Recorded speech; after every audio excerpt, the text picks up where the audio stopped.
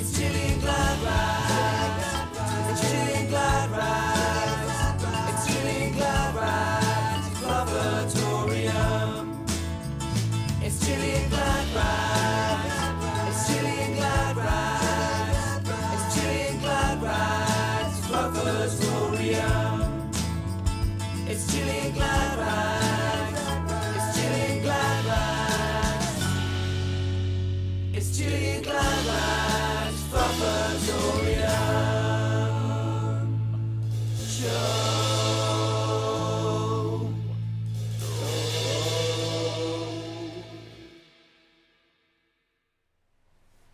Hello, it is I. Good morning. Hola. I hope you're all well.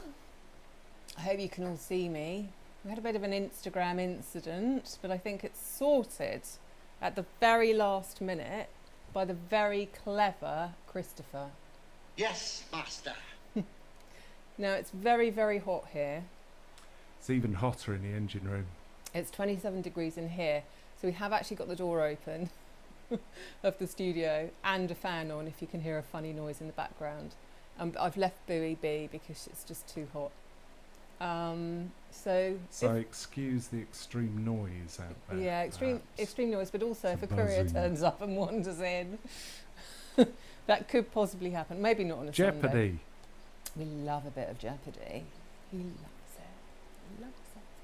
Jeopardy. Anyway, you'll have to do a Jeopardy jingle, actually. Oh, I haven't got one of those. I feel like we live our lives like that. I think the best I can offer Anyway, is... listen, we're here to do punch needle. Oh, here we go.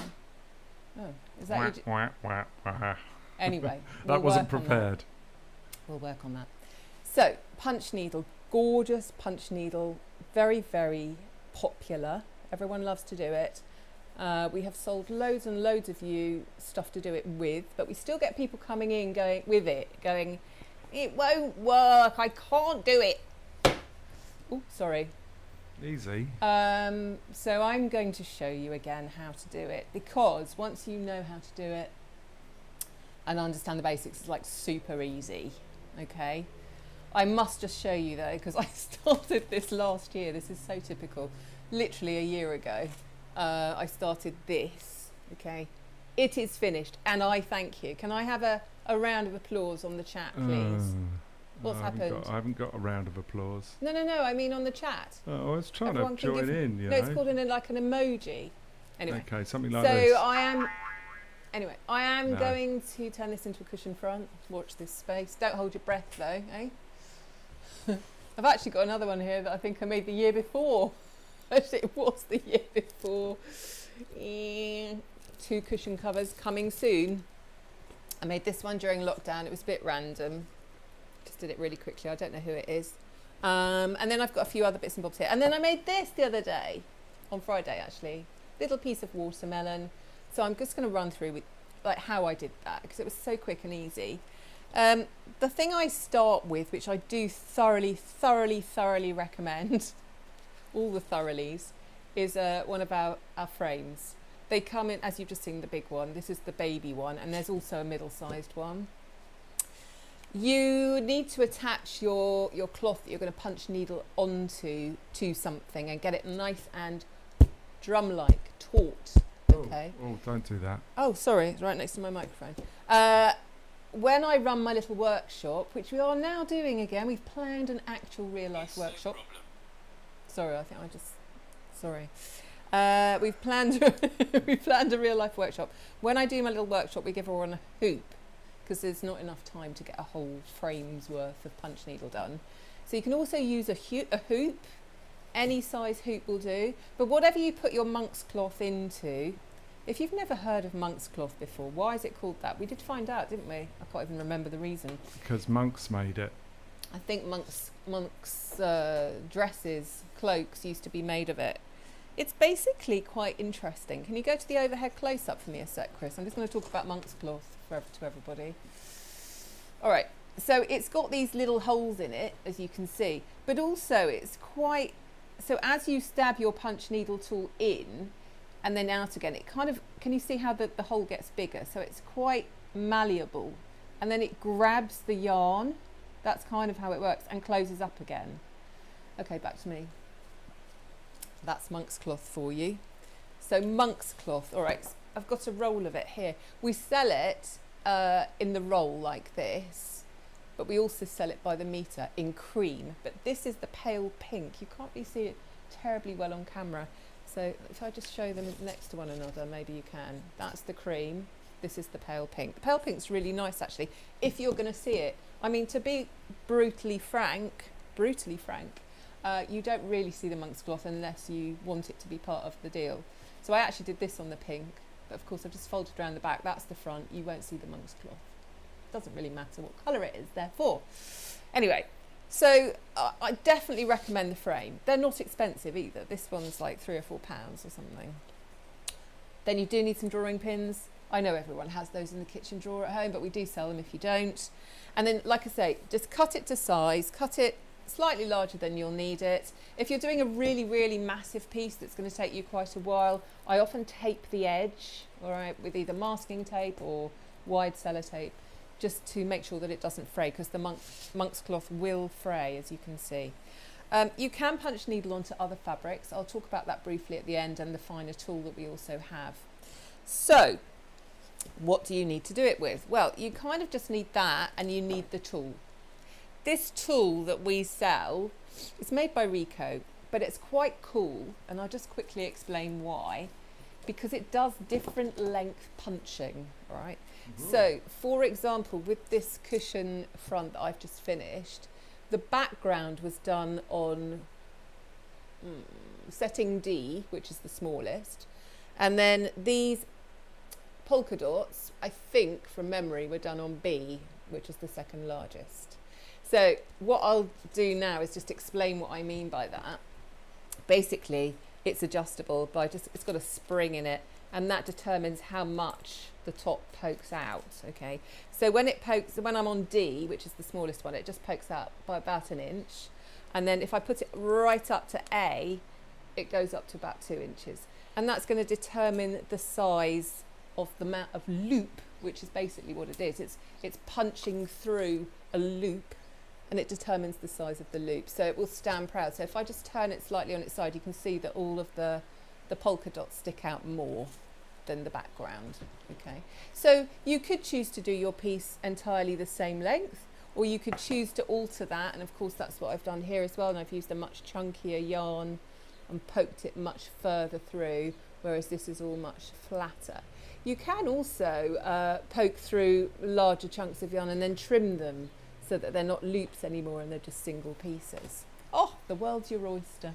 So I did this one all on one level, okay, so this is all the same length, and that's what I'm going to just do right now as well. I think I'll just have him on D for now. Okay, now this little tool, very, very straightforward to use, but people do get very, very confused about it. I've got some books here as well. I'll talk you through those at the end too. Let's get down to the nitty gritty, because I know that's why you're here, and that's why I'm here. How to thread this little fellow up, all right? So I'm going to pull the wool out to start with. What wool should you use? Well, with this particular tool, which is the 5mm tool, it's the one I use all the time. It's the fastest one. Like I said, we do sell a much smaller one for doing more intricate stuff. Forget that for now. Let's talk about this one, which all my work's been done with. It costs £8.50, I think. And it works with double knit. It works with Aran, which is also what that green is. And it also works with chunky. And incidentally, we're going to be getting a range of chunky in around September time. But for now, we've got the Aran and the DK. We sell the Aran and the DK in an acrylic, which is super cheap. And we also sell it in a pure wool, which is super lovely. So if you want to make a nice cushion, I recommend the pure wool. And actually, that's what I did my polka dot cushion in. That is pure wool. You know, well, I do have a wool shop, so it kind of makes sense, doesn't it? All right, so let's get down to how we do this. So when you buy, yeah, I immediately lost what I need. When you buy the tool, it comes with a threader. You probably can't see it. It's just a very, very thin, long piece of wire. okay, with a hole in the middle. Shall It's like, yeah, we'll do an overhead in a sec. It's like a giant needle threader. And I've actually personally just put a little bit of rainbow tape on the end because it gets lost really, really easily. So I do just want to talk to you about that. If we can just go to the overhead, please, Chris. All right, so here is my threader. It's been around a while, this little one here, and like I say, just mark it with something so it's a little bit more obvious. Honestly, we've lost so many of these. And then what you're doing is you want to get the wool down to this end. So you're going to start off by putting your threader in at this end, okay, and then just passing it all the way down the shaft of the punch needle until it pokes out at the other end here, okay. Then I'm going to take my yarn or wool, whatever you want to call it, and I'm just going to pass it through the eye of the needle threader like that, okay, and then I'm just going to pull that back down, and that's all it's used for. That's its main purpose in life. But as soon as you've done that, you're kind of like you just pop it down somewhere, and then inevitably it just falls on the floor and you lose it forever. So just be mindful of the fact that you don't want to lose it forever. If I can't remember in a minute, I've just popped it in there, if you could remind me. Probably forget.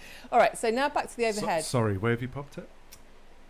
Where? Back to the overhead, Christopher, please. This is very important too. If we can go close up, that would be splendido. Okay. All right, so I've got it down the shaft of my tool, okay, but now I want this little end here, and let's just cut the ends to ease our passage. I want this little end here to go through this hole, okay? So it's going to go through from what you might consider to be the back. If this was a pen, you'd think that was the back and you'd think this was the front. You need to reverse that when you're punch needling. This is actually the bit you want uppermost. And you're actually going to poke that wool through this hole to the back. Okay, so it's going to look like that. That's you threaded up. So you've got it here, it's going down the shaft, and it's come out the end, and then it's going through that hole. So that sliced off section, you can see, it's uppermost, all right? And then what I'm going to do is I'm just going to keep this tail on the end, all right? So let's start off with the rind of our watermelon, okay?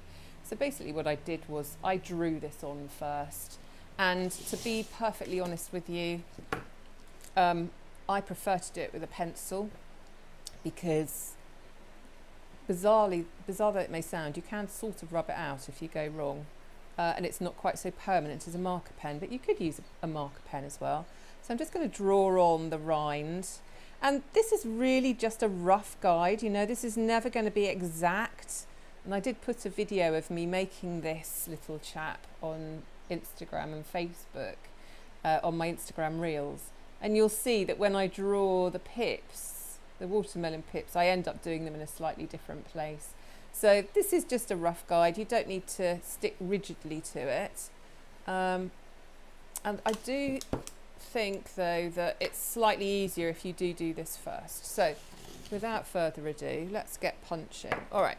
So the very, very first thing to note is that you want some yarn loose off your ball of yarn. You don't want it sat tightly wound next to you. Make sure you've got a good little pile of yarn there waiting to be used that's free and isn't caught under anything, and we'll talk more about that in a second. All right, then I'm just going to hold it off the table. So I've got my hand underneath it. I've just got it at an angle. It does, come back to me a sec, Chris, please. It does work really well as well if you're sitting at a table, if you hold it in front of you so that you've got nothing underneath it, and then you can like work with it almost like over your lap. That works quite well as well, but not on camera. So let's go back to the overhead. All right, so what I've got here is I've got the tail behind the tool, all right, and I'm looking at that sliced off bit. Now, this is the most important thing. I'm going to punch it through the monk's cloth, and then I'm going to bring it up, but I'm hardly going to lift it up at all before I go down into the next hole. And this is where people go wrong, okay? So people will often raise it up into the air too high, and what happens is these little punches, these little loops that have come through the other side will get pulled out because they've raised the punch needle in the air. So let me just show you what I mean by that. Let's start again. So if I punch in, but then I come right up here, it comes out. Let's do a couple and I'll show you what I mean. So let's just do a few. All right. So, but then if I start to bring it, it's not working now. Sod's law, it's not doing it. I'm just too good at it. If you do pull it up high though, invariably it will come out. So you're keeping the pen very low and very tight to the monk's cloth, okay? But you can see how great it is just having this nice and taut on here, because it's just allowing me to do it very easily. And then you can see here are my little punches over the top. What's interesting about this is it always looks bigger on the right side than it does on the wrong side. So on the wrong side you're almost getting like a sort of stitch effect, and then on the right side you're getting that loop. Okay, so let's just out of interest make this tool, let me go like this way so Instagram can see. Let's make this tool quite a lot higher and stick this out quite a lot further, because I want to show you the difference in the loop length. So now I'm going right down there. It feels like I've got to go way deeper down compared to where I was going just now, okay? Also, it doesn't matter if you don't go exactly in a hole in this monk's cloth. If you're slightly off with your holes and you end up like going in the middle bit, it doesn't matter. And it's actually more difficult to do it when you're going around a corner like this as well. Okay, and so now you can see these are much, much taller. So this was setting D and this is setting B. So if I go up a setting again, oh no, sorry, yeah, no, I'm on B. If I go up to A, I've got a ridiculously huge amount sticking out the bottom. Woo! And then I've got to go right down. So you've got to go right down until the whole of that sort of gold bit right up to there goes all the way through your monk's cloth. But then when you come up, you're hardly lifting the pen at all, the tool at all. The tool at all. So you're literally just raising it above the fabric, and then you're going back down again, just raising it above the fabric, back down again. All right, so let's just undo that and go back to where we were, which was about there.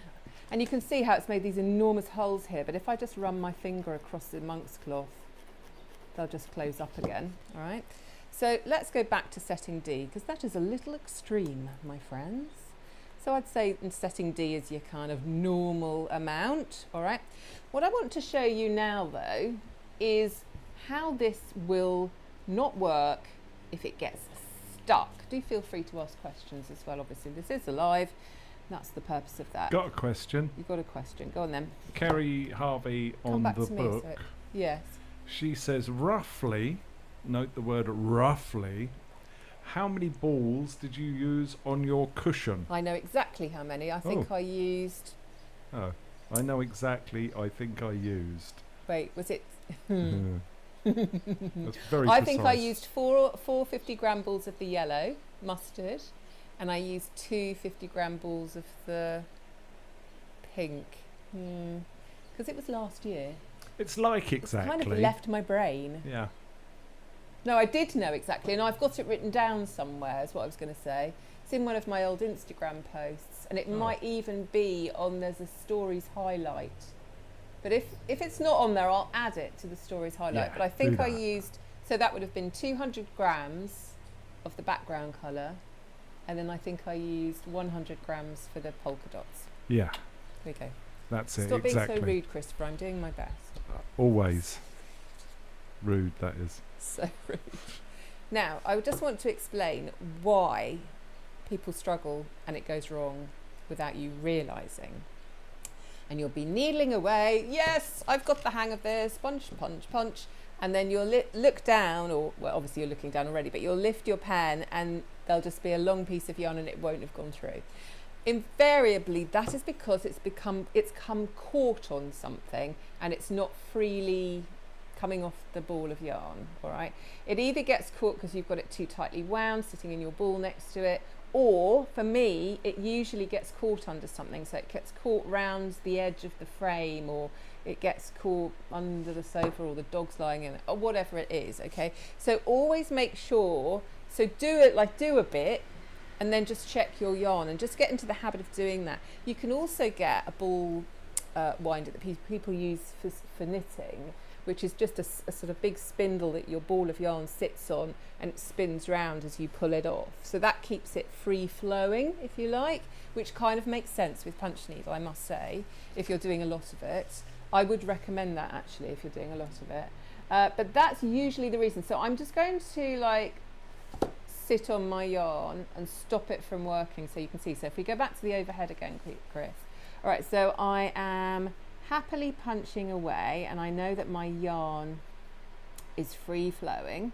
Okay, so if you can just zoom out to the next wide shot now, Chris. And what I'm going to do is I'm just going to put that glue on there. All right, now come back in tight again. So I'll keep going,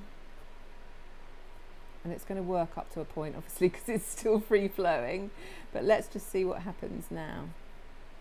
So now it's not free flowing. This is what's happened. Okay, so I'm punching away, and this is what I mean, because it's often behind your tool, you can't see what's happening, and it's not working, and that's because it's caught. All right, so make sure that it's not caught, and then that won't happen.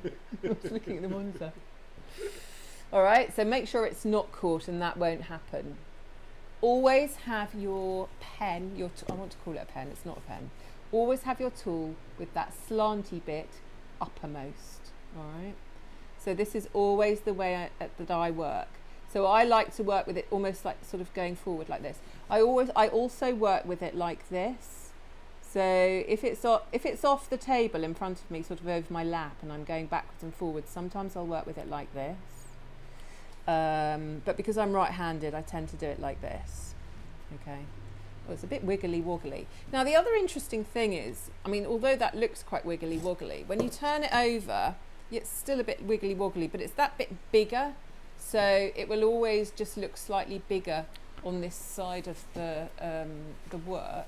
And actually, I want to just demonstrate that by showing you the polka dot cushion. And this answers a question from Jacqueline Davey on the book, yes. Which is, so the underside is the right side. No, yes, exactly. Yes. Yes. All right, so this is what I call the wrong side, if you like. It's got all my tail ends, it's got all my bits and bobs, and then this is the right side, okay? And so the same with this. So this is the right side, but this is the side I'm working on with my tail end, so that's the wrong side. But what I want to show you here is how there are gaps in between my long lines of me just going backwards and forwards, and you can see when I've got to a polka dot, I've just held the wool over and carried on. But you can see there are gaps, and it looks like perhaps I might not have filled in all the space.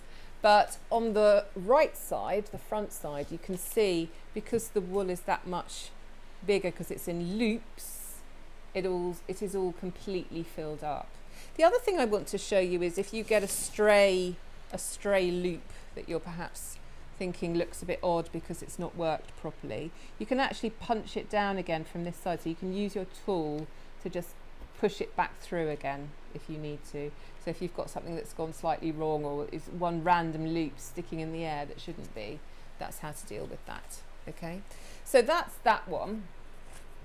Likewise, when you've finished doing something, you can use your tool to sort of part the loops a little bit and get them to where you want them to sit and make things look slightly more regular.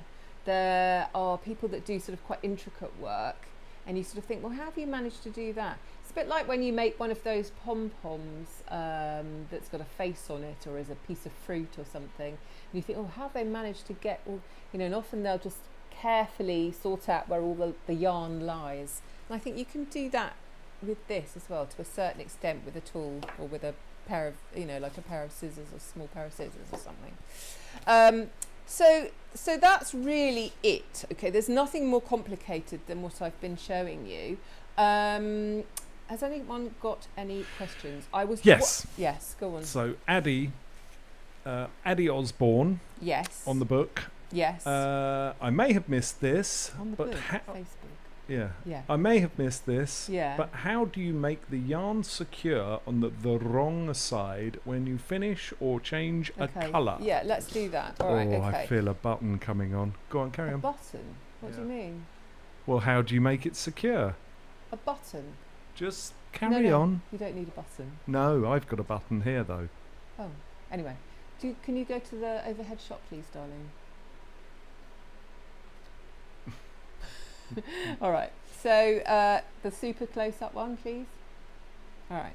So say I wanted to do a different colour here.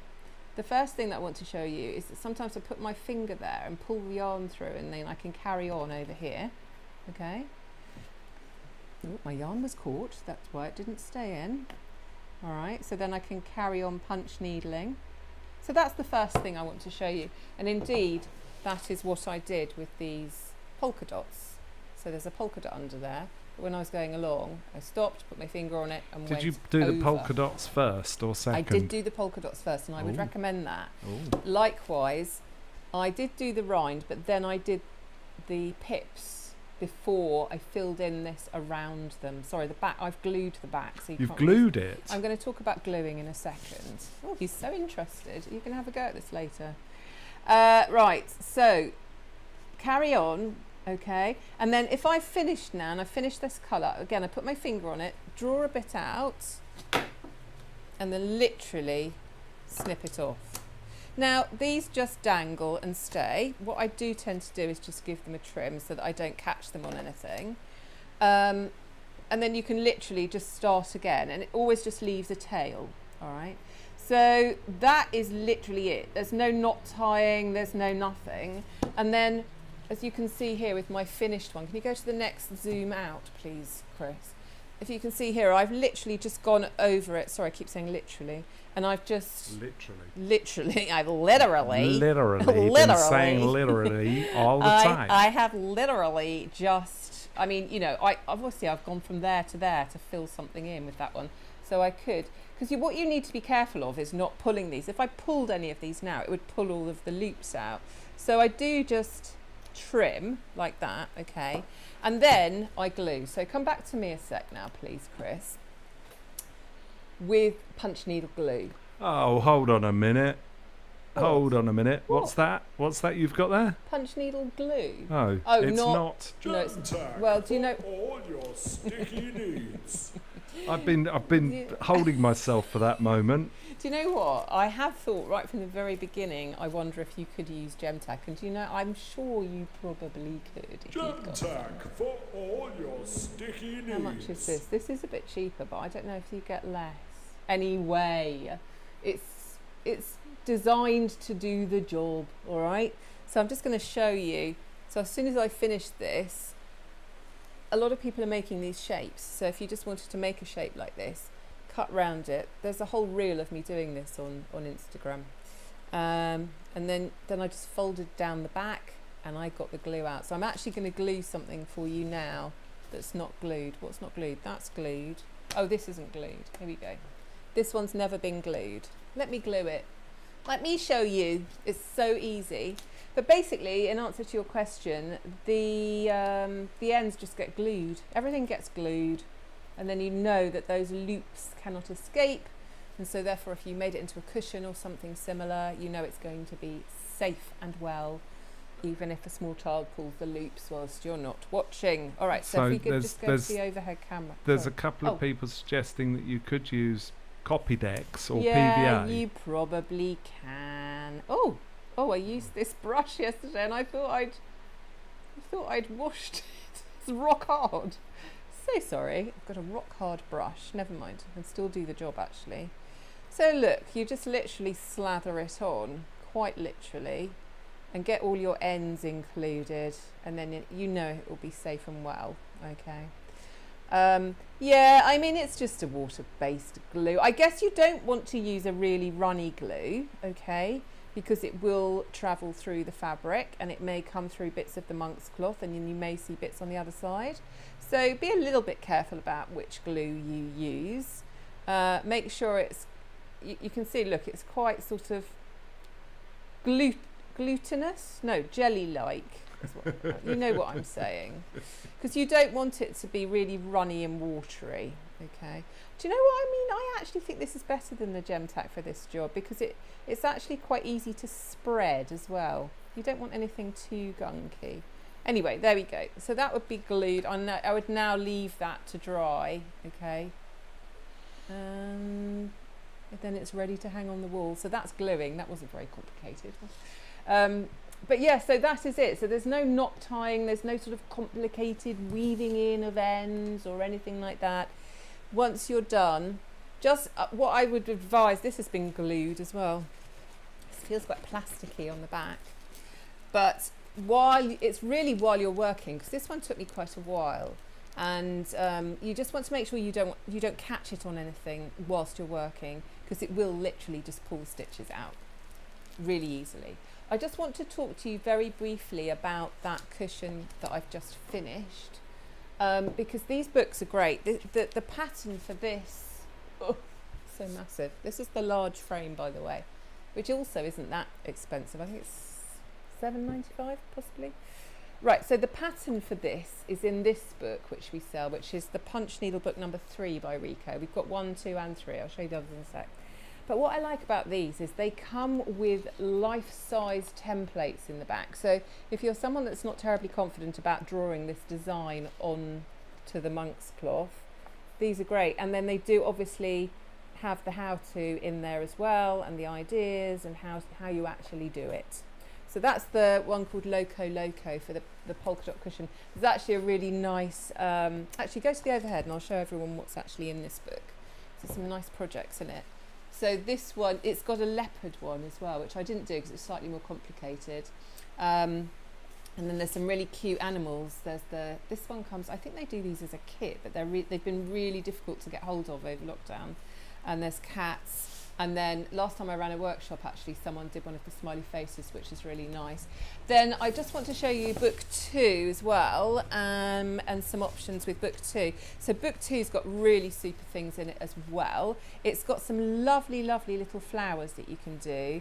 Love the bunny, love that bag, various things there. But I just wanted to show you these as well, because these are quite fun. And we do sell the little thingamajigs. So these are really, really quick to make. If you imagine just little circles of monk's cloth, and if you can probably do one in 10 minutes, but they make quite nice little gifts. They're quite nice to hang on the tree at Christmas. Does that have a smaller needle? They've got them hanging on the wall here.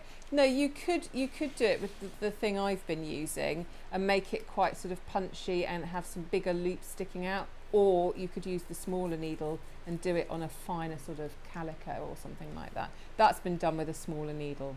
Okay, so that's quite interesting as well. And then I will just show you book 1. This is their original first book, which also has some really nice things in it. Lovely, lovely cushion. These are gorgeous, these little toys that people have made.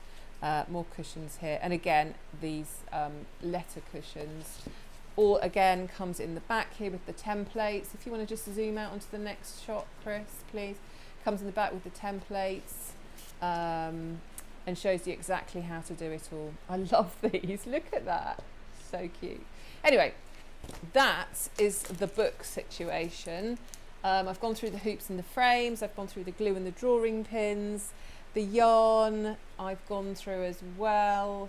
Anything else?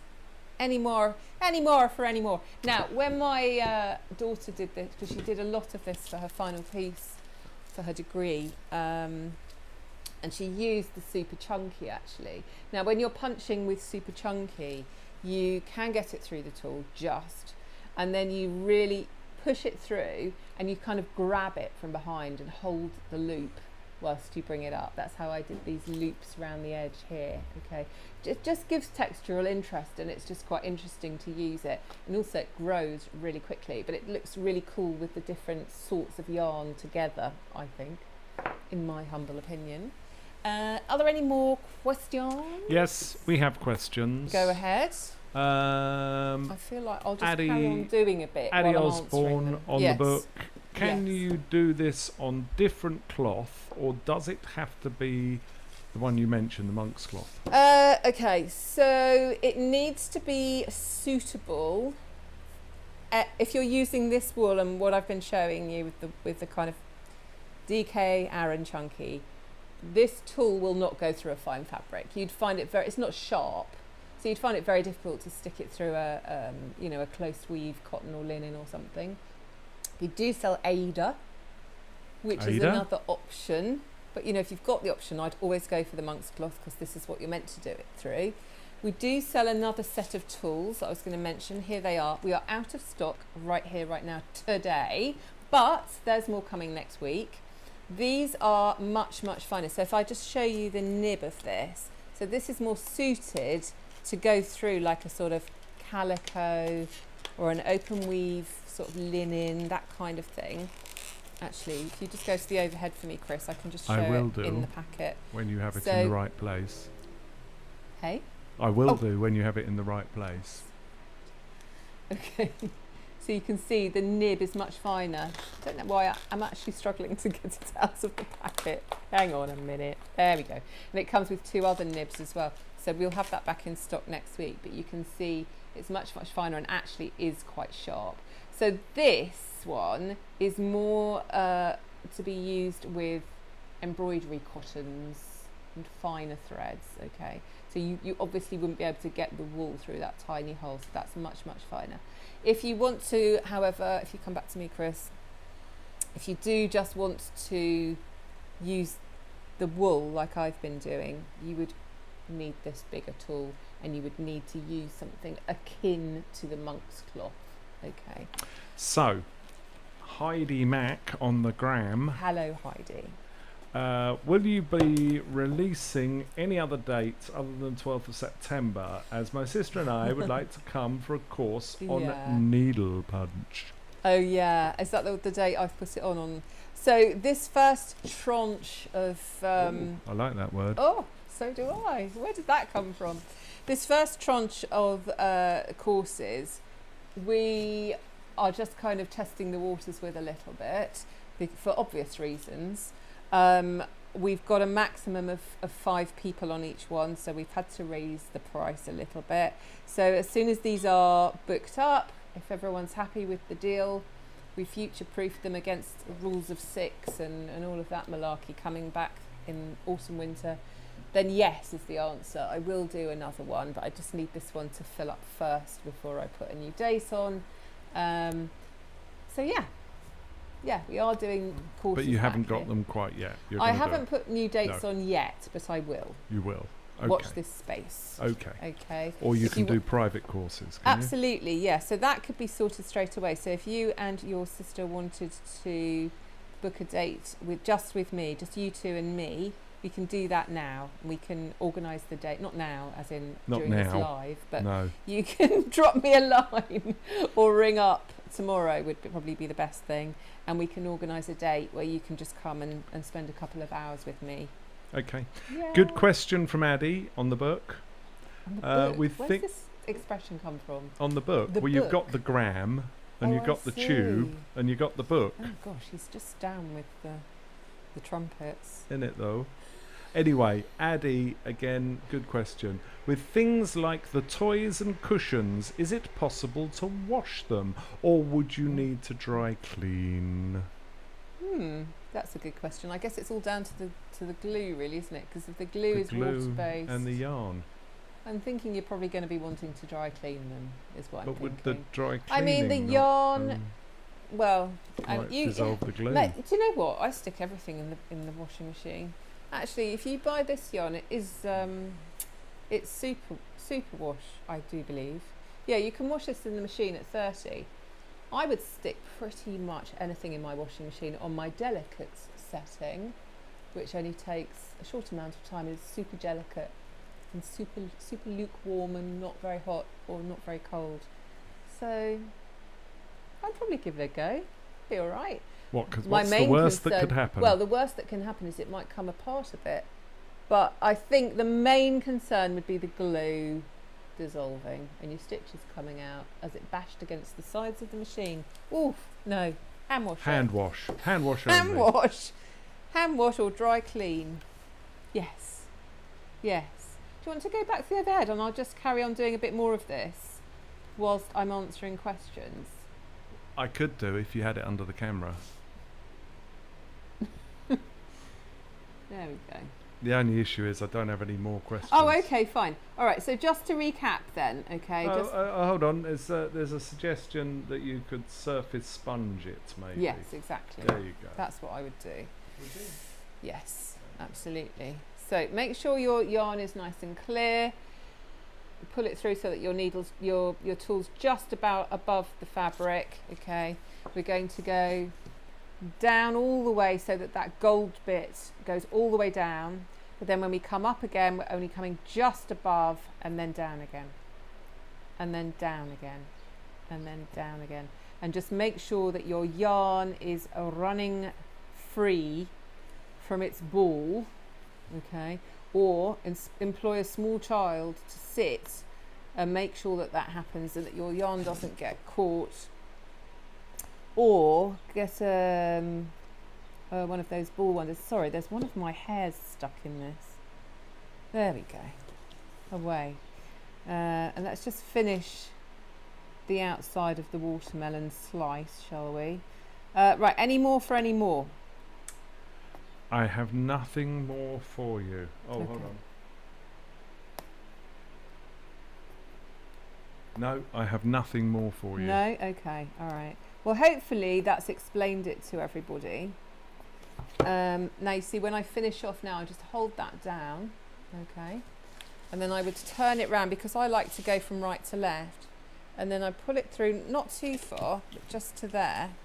And then I'll go back the other way. But when I go back the other way, sorry, I'm not on camera again. When I go back the other way, it doesn't have to be right tight up next to the first stitch. You can leave some little gaps, okay? So now I'm just choosing the holes that I want to go into, and you can get quite a good rhythm going and speed up as you go along. Okay, and there's the outside of my watermelon. Okay, all right, so come back to me a sec then, Chris, please.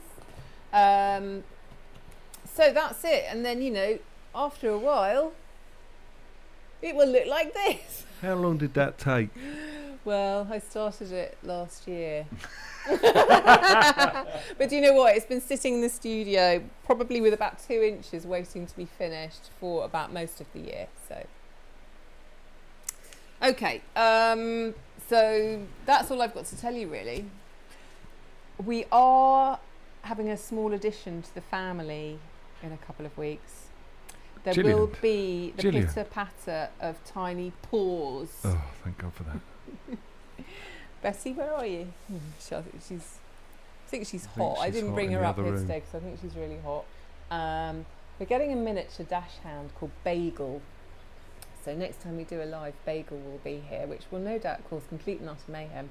Also, Chris has got an actual job next Can week. you get the microphone from out of your armpit?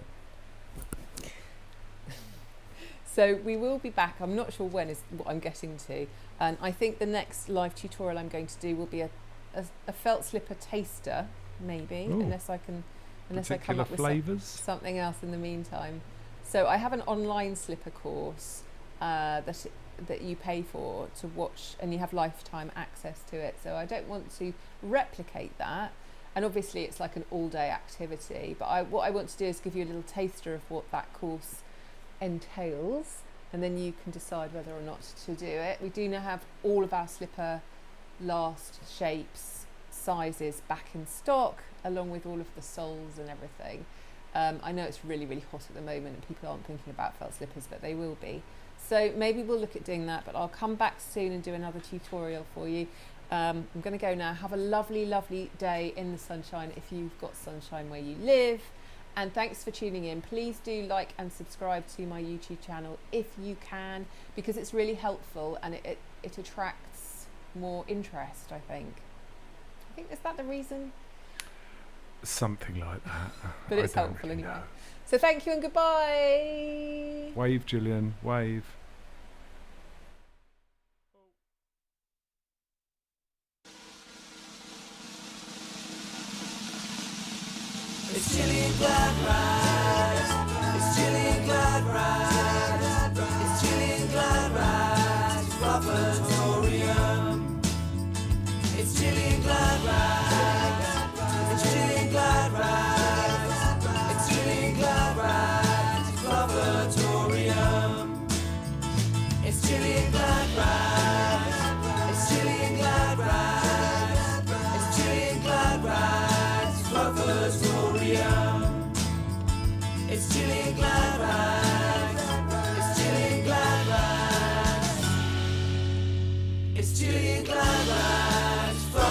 your